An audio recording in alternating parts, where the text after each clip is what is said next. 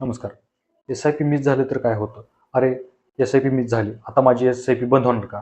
माझे पैसे अडकणार का? मला पेनल्टी लागणार का? हा प्रश्न अनेकांना पडतो. सर्वात आधी एक गोष्ट लक्षात घ्या. एका महिन्याची एस-आय-पी मिस झाली म्हणून तुमची म्युच्युअल फंड इन्व्हेस्टमेंट बंद होत नाही. फक्त त्या महिन्याचा हप्ता गुंतवला जात नाही. समजा तुम्ही दर महिन्याला ₹5,000 ची एस-आय-पी आहे. जुलै महिन्यात बँक खात्यात पुरेशी रक्कम नव्हती. त्यामुळे एस-आय-पी डेबिट झाली नाही. याचा अर्थ फक्त जुलै महिन्याची इन्व्हेस्टमेंट झाली नाही. ऑगस्टमध्ये खात्यात पुरेसे पैसे असतील तर एस-आय-पी पुन्हा नेहमीप्रमाणे सुरू होते. म्युच्युअल फंड कंपनी तुमच्याकडून कोणतीही पेनल्टी घेत नाही. मात्र काही बँका ऑटो डेबिट फेल झाल्यास नॉमिनल बँक चार्जेस आकारू शकते. खरं नुकसान पेनल्टीचं नसतं. त्या महिन्यात तुम्ही इन्व्हेस्टमेंट करत नाही. त्यामुळे त्या महिन्यात मिळू शकणारे युनिट्स मिळत नाहीत. दीर्घकाळात अशा अनेक एस-आय-पी मिस झाल्या तर कंपाऊंडिंगचा फायदा कमी होऊ शकतो.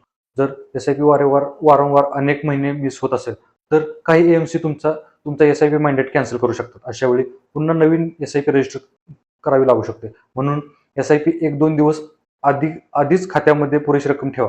गरज वाटल्यास एस-आय-पी डेट बदलू शकता किंवा तुमच्या कॅश फ्लोनुसार एस-आय-पी अमाउंट देखील बदलू शकता. लक्षात ठेवा, एस-आय-पी मध्ये सातत्य हेच सर्वात मोठं सामर्थ्य आहे. एका महिन्याची एस-आय-पी मिस झाली म्हणून घाबरू नका. पण वारंवार एस-आय-पी मिस होणार नाही याची नक्की काळजी घ्या. धन्यवाद.